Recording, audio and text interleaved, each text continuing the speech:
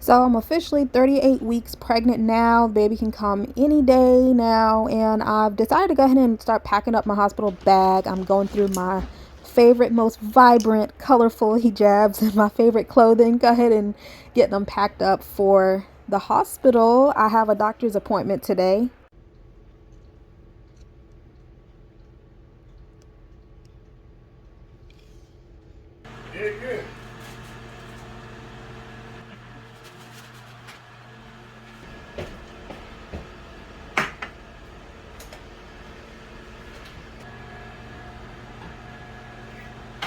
الرحمن علم القرآن خلق الإنسان علمه البيان الشمس والقمر بحسبان. So I wanted to answer the question that I keep getting about like how I was able to board a flight at 8 months pregnant and fly from Africa to the US to be able to give birth to my baby.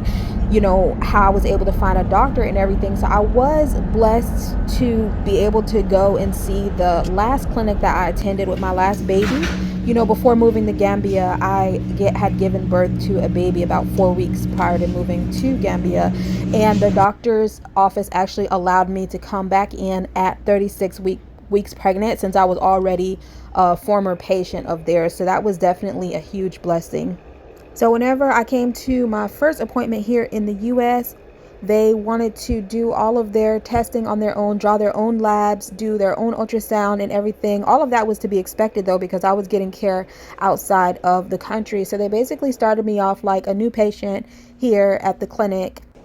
So I'm going in every week to get my prenatal checks, and I'm so grateful that I actually did make the decision to go ahead and come back here to the US to deliver. I'll have to make a separate video and tell you guys why I didn't want to give birth there in the Gambia, as much as I love Gambia.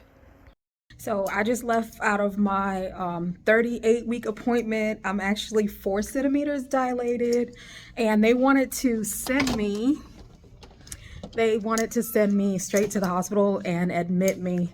But I didn't go because I just feel like I'm not in active labor. So 4 centimeters dilated, 50% effaced. And I mean, I've been having contractions like every day and every night, mostly like throughout the night.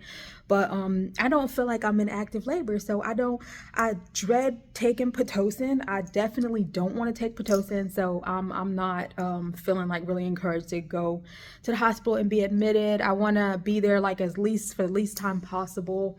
But yeah, so that's where we're at, 38 weeks, 4 centimeters dilated.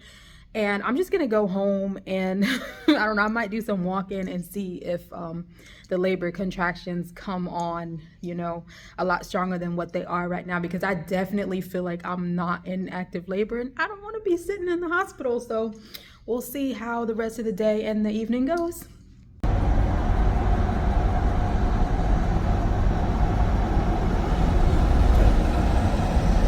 I still had like a few last minute things that I wanted to grab for the baby. So I decided to just come stop by the store and get a few things. I still needed to get like some hats and socks and those receiving blanket things that I hadn't gotten put in my bag. So I decided to come to Walmart real quick and go ahead and pick up those things. And then I'll be going to one of my favorite baby stores to get a couple of other things I wanted to bring to the hospital. So making the decision to leave the Gambia and travel to the US to have my baby was a very, very difficult decision. It took months and months. And initially, when I first found out that I was pregnant, I actually had planned to give birth and have my baby in Gambia. But there are a lot of reasons why that just wasn't going to work out. Hopefully, inshallah, I'll be able to get into it pretty deeply in another video. I'm not really going to have time to get into those reasons in this video, but it was definitely a very, very difficult decision to make. It wasn't like a no-brainer type thing for me. A lot of people think that that it was because of citizenship, that I decided to come to the US. But I'm an American citizen. My husband is an American citizen. So all our children will automatically be American citizens. And you have until that child is 18 years old to be able to get American citizenship for the child. So that was not the reason. Although the paperwork obviously would be easier to process, having the baby here in the US, but it was a lot deeper than that, my decision for leaving Africa and traveling here to have the baby. And I have all intentions to make that video for you guys, but right now I'm just focusing deeply on self-care and positive vibes, and I will have to go into a few negative experiences to make that video for you guys, so I'm really not feeling up to doing that right now. So we've shopped at Once Upon a Child for many years, for many babies. It's my favorite store to get like baby items and children's clothing because everything is super inexpensive. So I came here particularly to get the t-shirts and the onesies for the baby because they always have where you can get 20 t-shirts for $20. So I love that about this store. So right now where we're at, we have 5 daughters and we have 3 sons. So let's see what this baby is going to be. I'm looking at girl clothes and he's looking at boy clothes. We don't have that much longer to find out what summer is number 9, whether it's going to be a girl or a boy.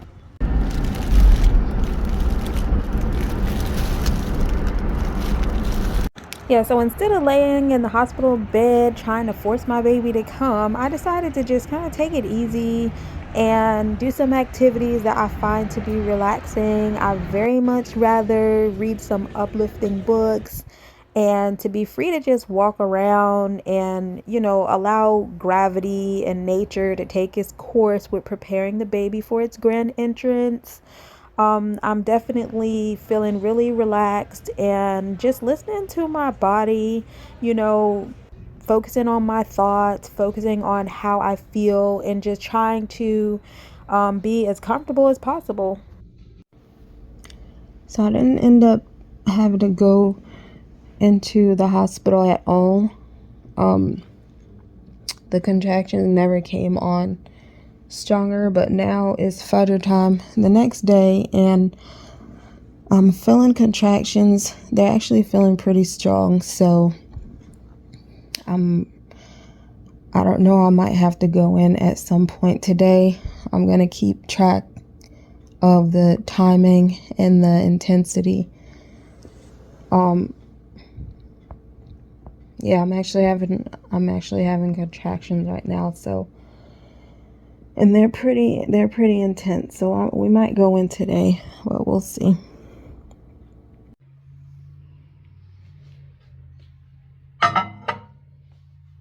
So I'm really just trying to stay calm and everything. When I went to the bathroom, I actually seen that I'm starting to lose my mucus plug.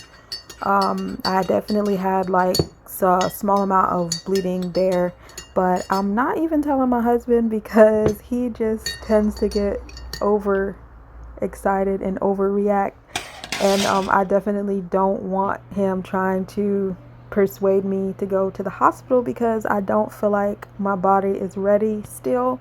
So I decided to just, have some hot tea, and I'm working on my book. I'm writing a book about Gambia. I'll have in the description where you guys can actually sign up to get notification whenever I publish my book about living in Gambia. But yeah, so I just decided to do some relaxing activities, do some writing, drink some tea.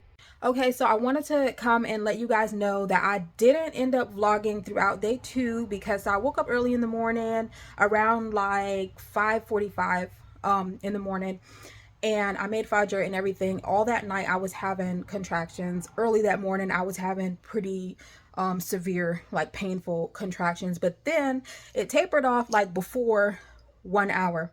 The pain decreased, and then eventually like they stopped. So I knew that I wouldn't need to go to the hospital, and they were kind of like on and off throughout the day, but I wasn't convinced that I was actually going to go into labor that day, so I didn't vlog that day. But day 2, from that morning, whenever I went to use the bathroom and all throughout the day, like I was losing my mucus plug. I had blood tinged mucus is what they call it. And yeah, so like gradually my mucus plug was coming out all throughout the day.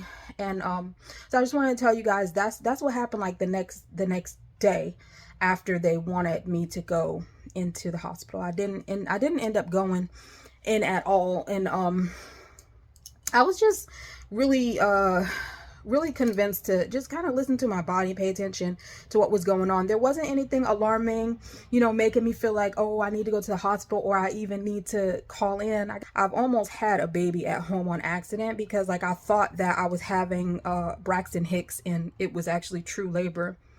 I don't know. By the time I realized I was in real labor and went to the hospital, I was already 9 centimeters like dilated and ready to push butt. So I'm paying really close attention because I'm definitely not trying to do this at home, especially because my husband's scared and he doesn't think he can help me, so I'm definitely not trying to get myself in any position to accidentally give birth at home. So I'm paying really, really close attention.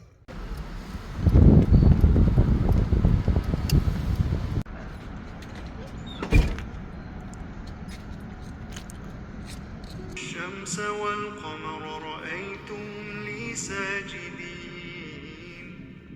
قال يا بني لا تقصص رؤياك على إخوتك فيكيدوا لك كيدا Like this is what I like. الشيطان للإنسان عدو